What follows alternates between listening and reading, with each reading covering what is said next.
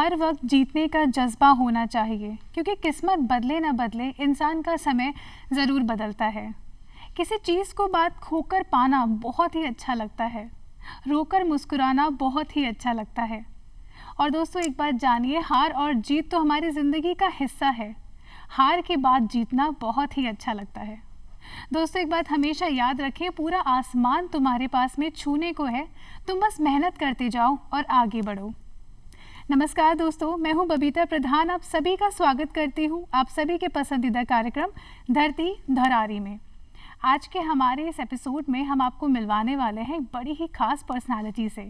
वे director हैं archaeology and museum in Jaipur और साथ ही में राजस्थान स्टेट अभिलेखागार डिपार्टमेंट में इन बीकानेर।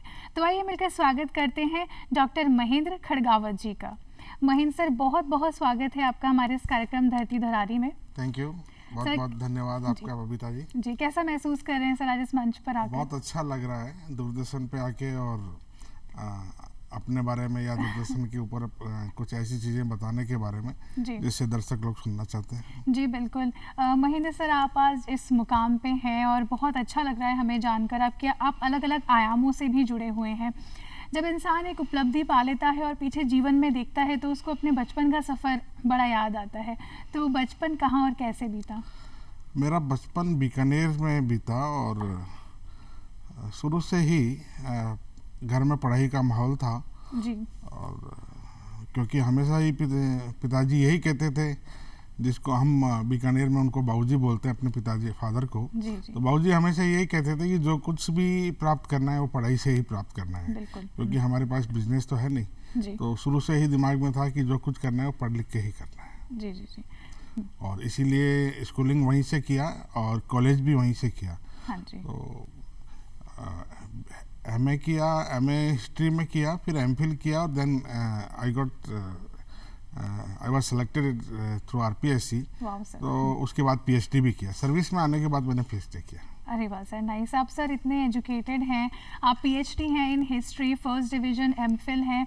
तो सर, ये जो आप इतना स्टूडियस रहे हैं या पढ़ाई का माहौल शुरू से आपको घर से मिला है, तो हमारी कामयाबी के पीछे कोई ना कोई मेंटोर ज़रूर होता है। तो क्या ऐसा है, किसी ने आपको अपने काम के लिए प्रोत्साहित किया हो? शुरू में बचपन में जो मेंटोर थी वो मेरी माँ थी। माँ जी। माँ को देख के हमेशा ये लगता था जी, माँ शब्द ऐसा है कि उसका नाम आते ही आंखों में आंसू आ जाता है। बिल्कुल बिल्कुल। क्योंकि मैंने अपनी माँ को अभी 1.5 साल पहले ही खोया है। ओ सर जी। वो मेरी हमेशा इच्छा थी कि मैं कुछ बनूं और अपनी माँ को बहुत अच्छे से रखूं। जी। तो उसको देख के मैं हमेशा इंस्पायर हुआ। जी सर। जी सर।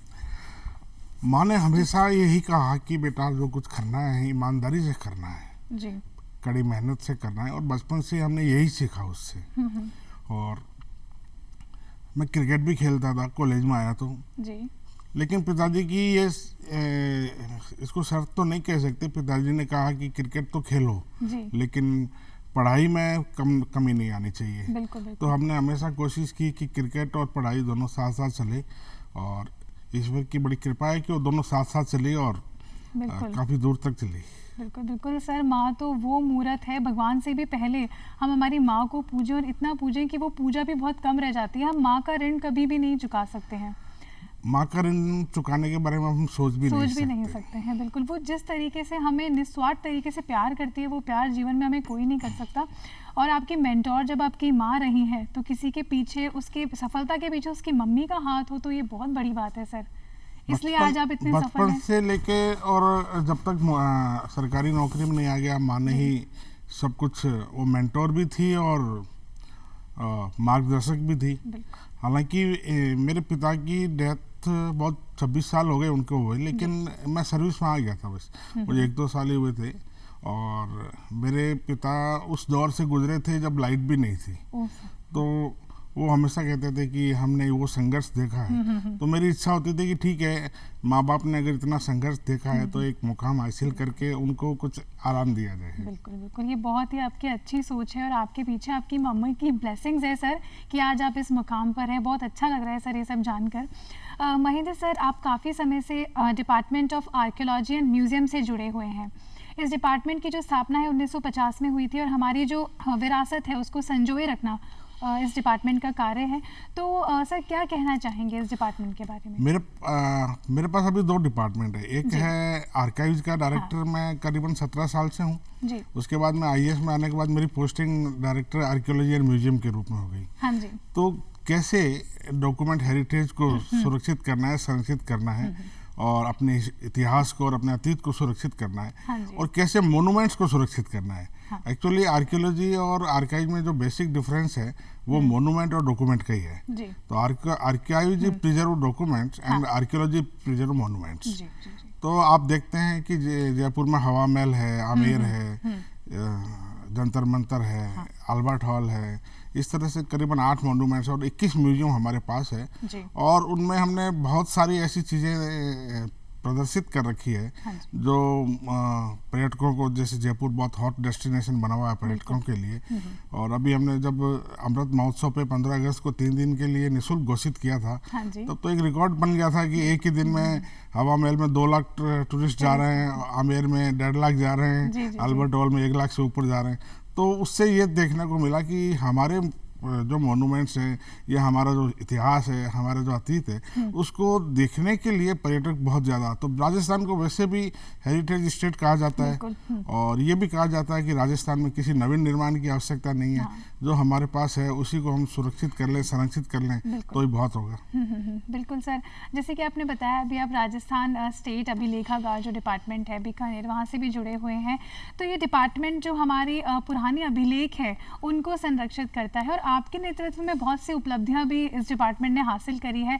तो वो बताएं सर, क्या क्या किस तरीके से हासिल हुई हैं ये सब? जब राजस्थान बना उससे पहले हाँ जी। यहाँ राजपूताना कहलाया जाता था और 22 रियासतें थी और हर रियासत का अपना अभिलेख कक्ष था, उनका अपना कार्य करने का एक प्रोसेस था। हाँ जी।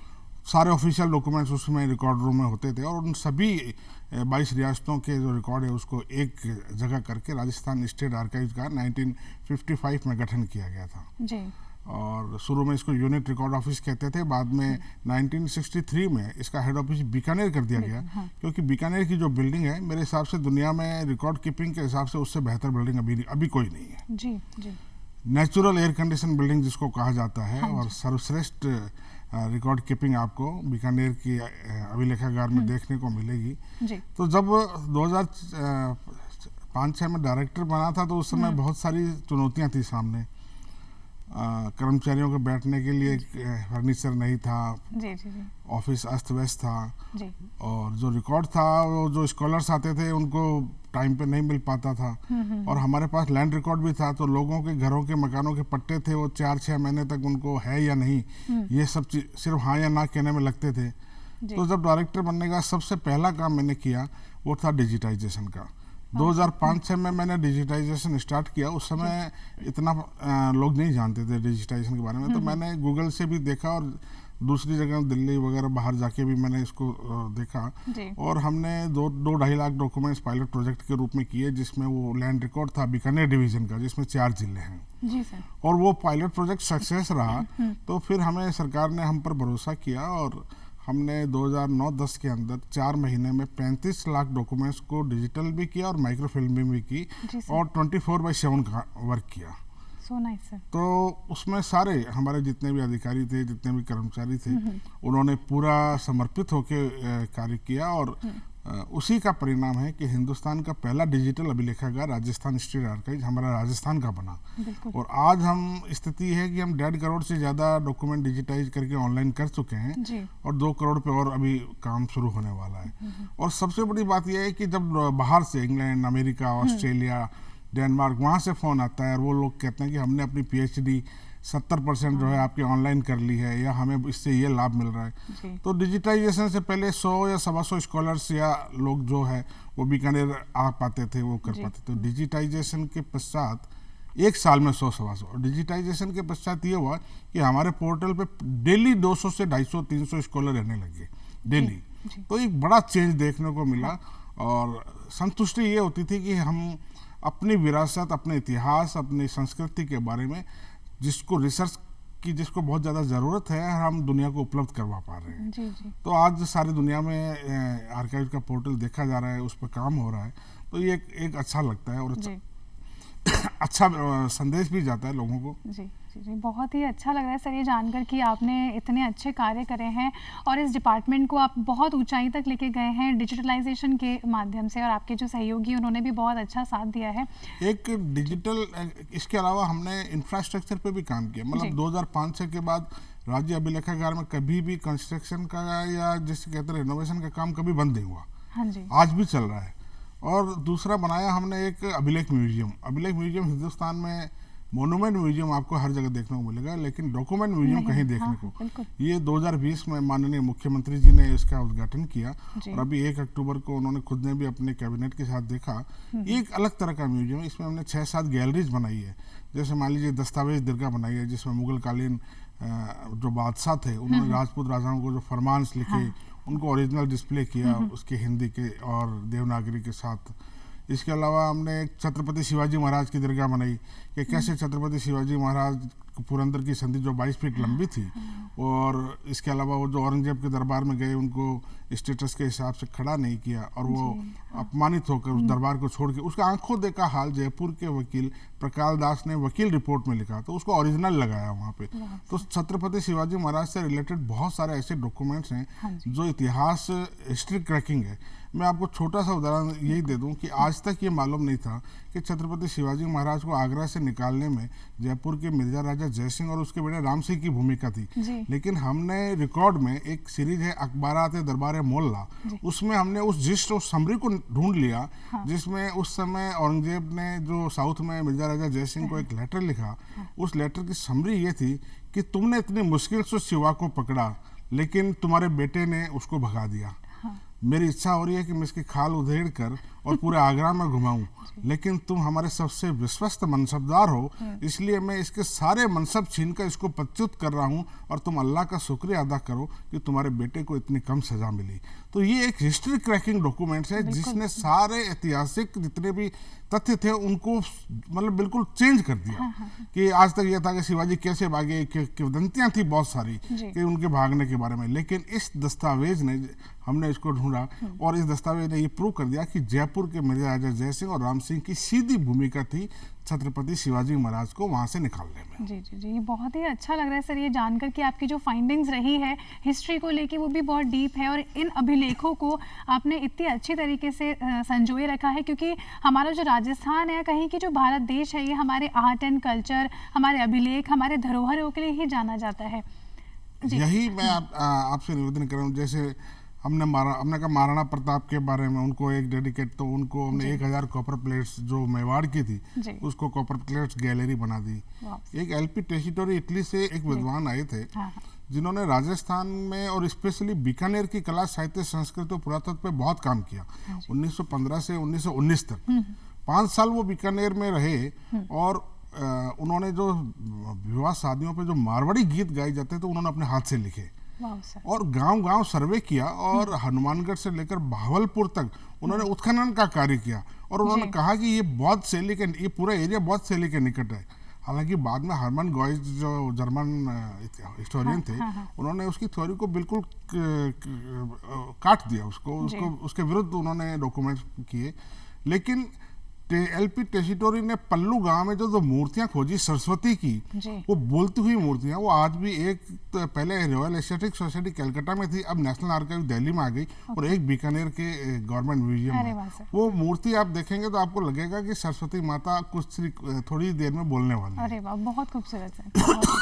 इसके अलावा इसकी सर्वे डायरियाँ, जहाँ गांव-गांव एलपी टेसिटोरी गांव-गांव गया, उस गांव में क्या हुआ, वहाँ की संस्कृति के बारे में, इतिहास के बारे में, उनके वर्क के बारे में, तो ये एक वो कार्य था जो आज से बहुत साल, करीबन 100-125 साल पहले किया गया। तो हम देखते हैं कि एक इटालियन विद्वान, इटालियन हिस्टोरियन, इटालियन स्कॉलर जो इटली से आता है और वहाँ यहाँ हमारे राजस्थान में रहकर और हमारी कला साहित्य संस्कृति पे इतना काम कर रहा है, इतना कार्य कर रहा है, तो ये आने हमारी जो आज की जो पीढ़ी है, आज के जो स्कॉलर्स है, आज के जो स्टूडेंट्स हैं, उनको एक संदेश भी दिया जाता है। और सबसे बड़ी बात यह है कि 32 साल की एज में ही उनकी डेथ हो गई, बीकानेर में ही डेथ होगी, उनकी ग्रेव भी बीकानेर में है।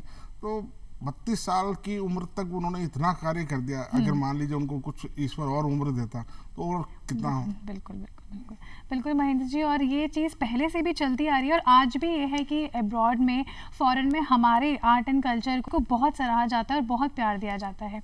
तो महेंद्र जी, जैसे जिस तरीके से अभी आप बताएं कि आर्कियोलॉजी एंड म्यूज़ियम डिपार्टमेंट से आप जुड़े हुए हैं, आप इसकी बहुत अच्छी तरीके से देखभाल भी कर रहे हैं, सेवाएं दे रहे हैं।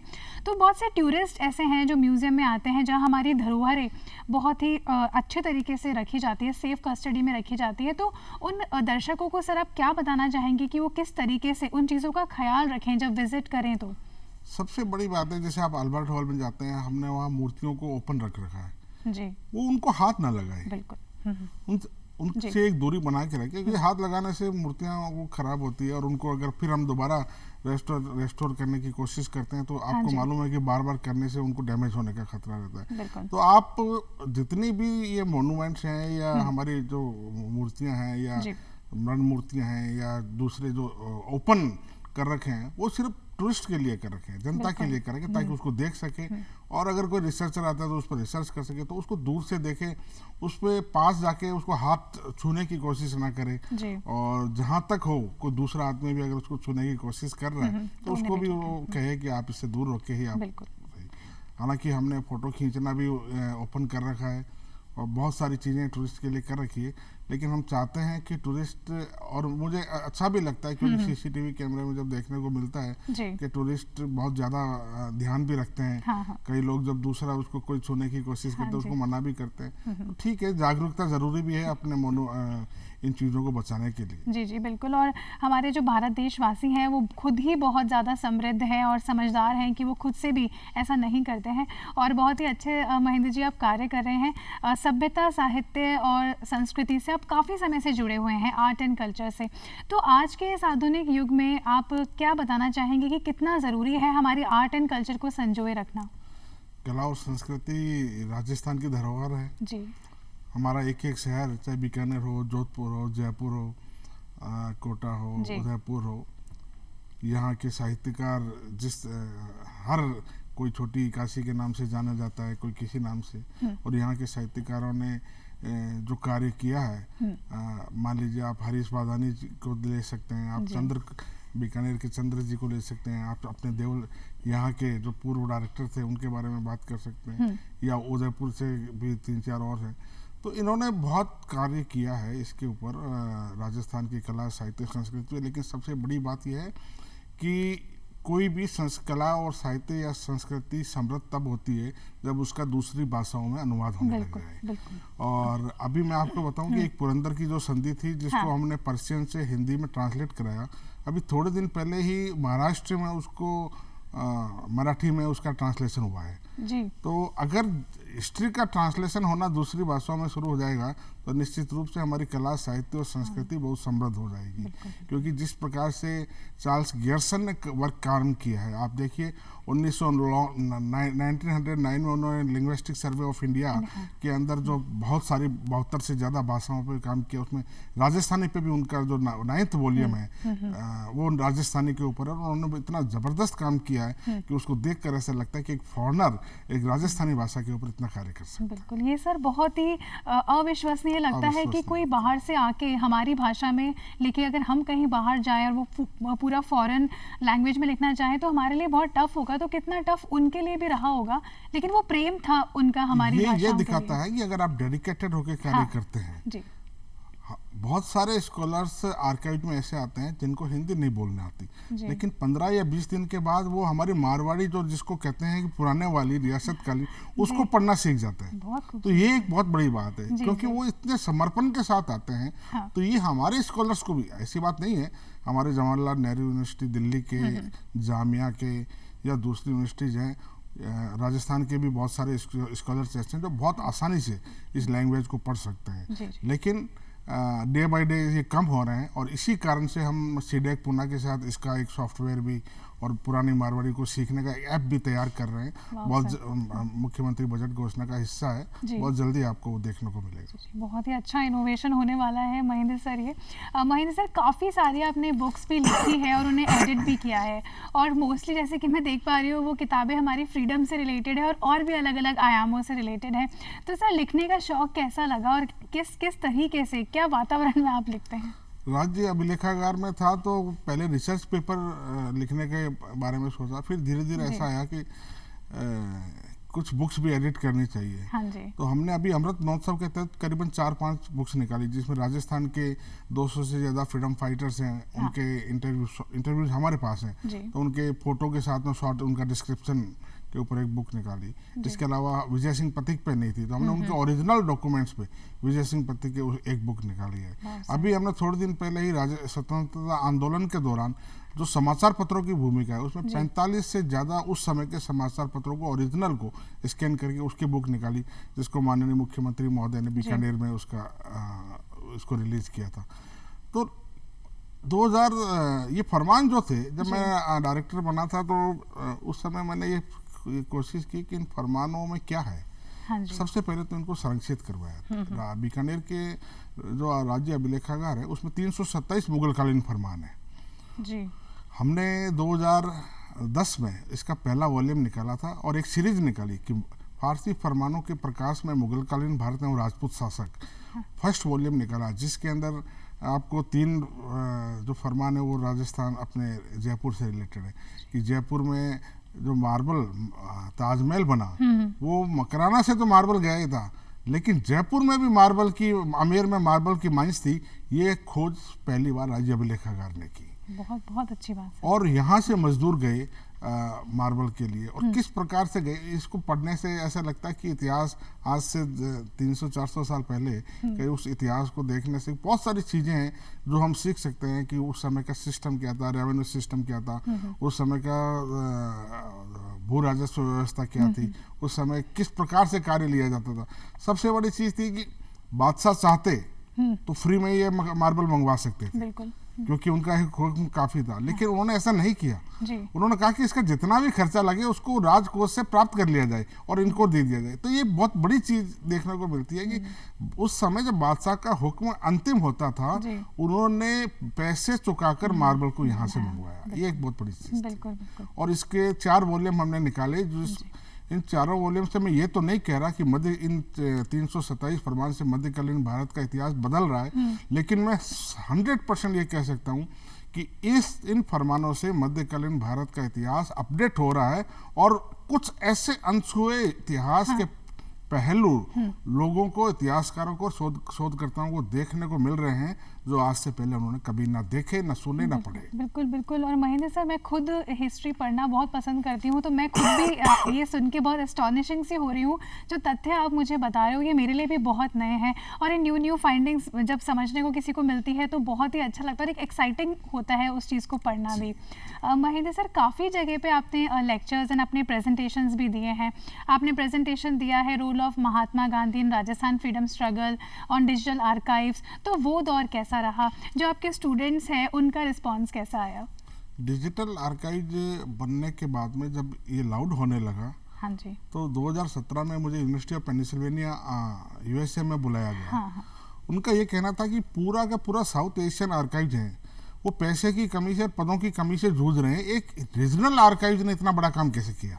बहुत खूबसूरत। तो उन्होंने वहाँ बुलाया और मैं 2017 में गया, तो उन्होंने पहले दिन अपने प्रोफेसर्स के साथ डिस्कशन में रखा और second day open communication students के साथ किया। वो लोग ये जानना चाहते थे कि आपने फंड कहाँ से लिया, आदमियों की व्यवस्था कैसे की, और इस योजना को कैसे आपने, बीकानेर चूंकि एक सीमांत जिला है, पाकिस्तान से बॉर्डर लगता है और इतने साधन भी नहीं है, और जयपुर से भी 330 किलोमीटर है, तो उन्होंने कहा आपने किया कैसे? तो उन्होंने उसको देखा, उसका डॉक्यूमेंटेशन किया और उन्होंने अपने स्टूडेंट्स को ये बताया कि देखिए एक सीमांत जिले के अंदर एक रीजनल आर्काइव इतना बड़ा काम कर सकता है, तो फिर हम क्यों नहीं। इसी के ऊपर 2018 में ब्रिटिश लाइब्रेरी में मेरा प्रेजेंटेशन था।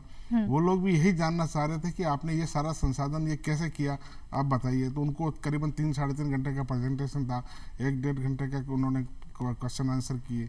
क्योंकि डिजिटाइजेशन वो भी कर रहे थे, लेकिन वो डिजिटाइजेशन उनका बहुत महंगा पड़ रहा था, बहुत कम पड़ रहा था। उस समय हम 10,000 डॉक्यूमेंट प्रतिदिन डिजिटल कर रहे थे और वो उनके लिए एक नई बात थी। तो इसके बाद में जब जहाँ जहाँ भी पता चला, जैसे हंगरी में उन्होंने वहाँ से टेलीफोन आया तो उन्होंने हमारे जो मैंने आपको बताया कि फारसी फरमानों वाले वो 10 सेट उन्होंने मंगवा लिए। तो ये फरमांस वाले सेट नहीं, करीबन 20 से ज़्यादा कंट्री में जा चुके हैं। बहुत ही अच्छा लग रहा है सर ये बात जानकर कि आपका जो कार्य है वो बतौर एक एग्जाम्पल के तौर पर, आगे बढ़ने के तौर पर उसको जो हम बाहर के लोग फॉलो कर रहे हैं, तो ये हमारे लिए बड़ी गौरवान्वित होने वाली बात है। डिजिटल आर्काइव का लोगो था archive at your home, archive at your home, मतलब आपको आने की जरूरत नहीं है, आर्काइव आपके पास आएगा। और मुझे ये डिजिटाइजेशन या ऑनलाइन होने के बाद हमारा ये जो लोगो था या हमारा जो स्लोगन था ये फलीभूत होता नजर आ रहा है और लोग इसका पूरा भरपूर लाभ उठा रहे हैं। और राजस्थान की कला साहित्य और संस्कृति के ऊपर रिसर्च हो रहा है, ये अच्छी बात है, बहुत अच्छी बात है सर। महेंद्र सर, बहुत सारे आपने फॉरेन टूर्स भी करे हैं, आपने हमारी जो कला है उसको केवल भारत तक ही नहीं रखा बल्कि उसको भारत के बाहर भी रिप्रेजेंट करा है, तो वो समय कैसा रहा? अच्छा लगता था, क्योंकि पहली बार जब मैं फॉरेन गया तो अमेरिका ही जाने का मौका मिला।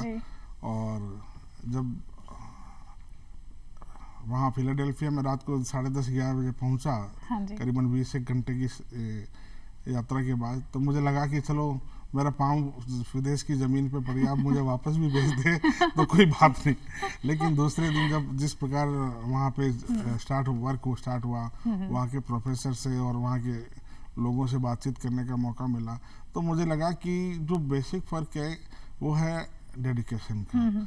वो लोग बहुत ज़्यादा मतलब हिंदुस्तान के कल्चर के ऊपर इतना डेडिकेटेड होकर काम कर रहे हैं, तो हमें चाहिए कि हमारे भी जो स्कॉलर्स हैं वो इसी डेडिकेशन से काम करें। राजस्थान में थोड़ा सा कम देखने को मिल रहा है स्कॉलर्स, हालांकि दिल्ली जामिया या फिर अलीगढ़ इस साइड से बहुत ज़्यादा आ रहे हैं, लेकिन मैं चाहता हूं कि राजस्थान में भी, राजस्थान यूनिवर्सिटी है, उदयपुर यूनिवर्सिटी है, जोधपुर की यूनिवर्सिटी है, बीकानेर की है, ये स्कॉलर्स भी इसके ऊपर रिसर्च करें। और अभी भी इतना बड़ा खजाना है राज्य अभिलेखागार में, आप जिस बस्ते पे हाथ रख देंगे आपकी पीएचडी हो जाएगी। बहुत ही अच्छी बात, आपने एक मैसेज भी दे दिया है। कोई स्कॉलर्स, दर्शकों जो इंटरेस्टेड रहते हैं हमारे आर्ट एंड कल्चर को पढ़ने में, हमारी सभ्यता और संस्कृति को जानने में, तो Mahendra sir is always available for them. आप ज़रूर संपर्क करें राजस्थान अभिलेखागार जो डिपार्टमेंट है वहाँ पर। जी महेंद्र सर, बहुत से आपको अवार्ड्स एंड रिकॉग्निशन भी मिले हैं, Rajasthan merit award by CM of Rajasthan, और काफ़ी सारे ऐसे अवार्ड्स हैं जो आपने जीते हैं। तो कैसा लगता है कि हमारे काम को जब रिकॉग्नाइज कर लिया जाए और कोई अवार्ड हमें हमारे काम के लिए मिले? मुझे 15 अगस्त को स्टेट अवार्ड मिला था जी, और 2010 को, तो उस समय श्रीनिवासन सर चीफ सेक्रेटरी थे, उनका फ़ोन आया कि हम आपको अवार्ड देना चाहते हैं। Nice sir. और जब 2016 में CS राजन सर थे चीफ सेक्रेटरी, तो उन्होंने ये कहा कि अवार्ड इसी को कहते हैं कि सरकार आपको दे रही है, मतलब आपने एफर्ट्स करके लिया, उसको अवार्ड नहीं कहते। हाँ, गवर्नमेंट आपको अवार्ड देना चाहती है इसलिए मुझे अच्छा ये लगा। और दूसरा, मुझे कभी ये पसंद नहीं है कि मैं किसी अवार्ड के लिए मैं खुद अप्लाई करूं या मैं करूं, मुझे वो अच्छा नहीं लगता। बिल्कुल। मेरी इंस्टीट्यूशन के लिए अप्लाई करना पड़े वो अलग बात है, लेकिन 2 बार स्टेट अवार्ड मिलना, ऐसा कहते हैं कि 2 बार नहीं मिलता, एक ही बार मिलता है, लेकिन मैं सौभाग्यशाली हूँ कि मुझे 2 बार मिला है। बहुत ही अच्छी बात है सर। अवार्ड्स के साथ साथ बहुत से अप्रिसिएशंस भी आपको मिले हैं हमारे इंडिया की यूनिवर्सिटी के साथ में बाहर की university, like university of Chicago, Austin. तो सर कैसा महसूस किया आपने उस वक्त? अच्छा, बहुत अच्छा लगता है और एक संतुष्टि मिलती है कि जो काम हम कर रहे हैं वो सही दिशा में कर रहे हैं और उसको रिकॉग्नाइजेशन मिल रही है इंटरनेशनल लेवल के ऊपर। जब यूनिवर्सिटी ऑफ एक्जिटर ने हमारे साथ MOU किया और उनके साथ एक कॉन्फ्रेंस एंड वर्कशॉप बीकानेर में की, यूके के साथ मिलकर, जिसमें दुनिया भर के लोग आए थे, तो ऐसा लगा कि जो संचार तंत्र है उसका सही उपयोग किया जाए तो आप गांव में बैठ के भी बहुत कुछ कर सकते हैं। बहुत ही अच्छी बात बोली है सर आपने ये। सर ये तो हुई हमारी प्रोफेशनलिज्म से जुड़ी हुई बातें। अपने आप को स्ट्रेस फ्री रखने के लिए सर क्या करते हैं, क्योंकि हम जानते हैं कि आपको खेलना भी बहुत पसंद है, तो क्या स्पोर्ट पसंद है सर आपको? मैं क्रिकेट खेलता था। क्रिकेट में मैं रणजी ट्रॉफी स्क्वाड में था, यूनिवर्सिटी क्रिकेट टीम का कैप्टन भी था। So nice sir. और अभी भी जब भी टाइम मिलता है तो मैं मैच देखने की कोशिश करता हूँ। जी जी। और मेरे बच्चों के साथ अक्सर जब मैच चल रहा होता है तो हमारी आपस की कमेंट्री चल रही होती है कि इसमें क्या होना चाहिए, क्या नहीं होना चाहिए। और मैंने हमेशा काम को एक एंजॉय किया है जी। क्योंकि मैंने स्ट्रेस कभी लिया नहीं, वर्क का स्ट्रेस नहीं लिया। मुझे हमेशा काम करना अच्छा लगा है। और मुझे उसमें मेरे घर के लोग भी यही कहते हैं कि आज अगर मूड खराब है तो काम थोड़ा कम होगा। हाँ, बिल्कुल बिल्कुल। तो मुझे काम करना अच्छा लगता है और मैंने हमेशा काम में आनंद लिया। और काम में क्या नया कर सकते हैं मैं हमेशा उस पर लगा रहता हूँ कि हम। और आर्काइव में रह के भी तो मुझे जब पूछा गया आपको कहाँ लगाना है तो मैंने कहा मैं तो आर्काइव से आया हूँ। तो मुझे कहीं भी, आप कहीं भी रहें, काम की संभावना हर जगह रहती है। बिल्कुल बिल्कुल, कहीं भी हम काम करें लेकिन मन लगना चाहिए। मन नहीं, काम की संभावना ऐसा कोई क्षेत्र नहीं, ऐसा कोई डिपार्टमेंट नहीं, ऐसा कोई फील्ड नहीं जहाँ यह कहा जा सके कि ये डल है, यहाँ कुछ नहीं। हर जगह काम की संभावना है, करने वाला चाहिए। जी बिल्कुल सर, आप एक बहुत ही मल्टीटास्किंग पर्सनालिटी भी हैं। आपने इतने अच्छे अच्छे कार्य करे हैं कि हमारे जो विरासत है उसको आप बहुत आगे तक भी लेके गए हैं। महेंद्र सर, हम जानना चाहेंगे जाते जाते सक्सेस मंत्रा क्या है लाइफ का, या आर्ट एंड कल्चर से रिलेटेड कोई भी आप मैसेज हमारे यूथ को देना चाहें कि किस तरीके से हम हमारे विरासत को और आगे लेके जाएं? तो महात्मा गांधी जी से किसी ने पूछा था कि इंसान को सक्सेस होने के लिए सबसे जरूरी चीज क्या है जी। उन्होंने कहा था ईमानदारी। बिल्कुल। और ये बिल्कुल सही चीज है। अगर आप ऑनेस्ट हैं, हाँ, आप ईमानदार हैं तो आप कुछ भी कर सकते हैं। बिल्कुल।